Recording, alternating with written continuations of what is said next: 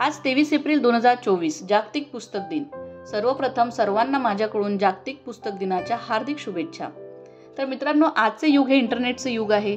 कोणत्याही विषयाबद्दल माहिती मिळवण्यासाठी इंटरनेटवर जाऊन शोधणे ही एक सामान्य पद्धत झाली आहे। इंटरनेट हा ज्ञान प्राप्त करण्याचा एक सोपा मार्ग आहे। म्हणूनच म्हणजे आपण तो दैनंदिन जीवनात इंटरनेट वापरतो आणि आपल्याला हवी ती माहिती आपण इंटरनेटवरनं घेतो।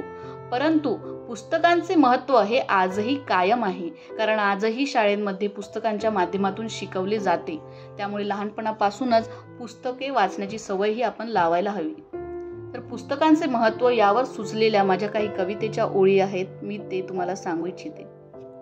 तर भेदभाव नाही ज्याच्याकडे जो सर्वांना सारखे पाहतो, भेदभाव नाही ज्याच्याकडे जो सर्वांना सारखे पाहतो, वेगवेगळ्या भाषेतून सांगतो, आयुष्यातील कोडे सोडवतो।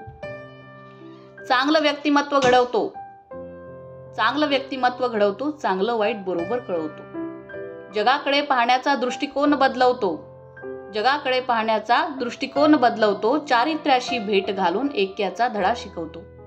नवी प्रेरणा देऊन योग्य दिशा दाखवतो, नवी प्रेरणा देऊन योग्य दिशा दाखवतो, एकाग्रता व कल्पनाशक्ती वाढवतो।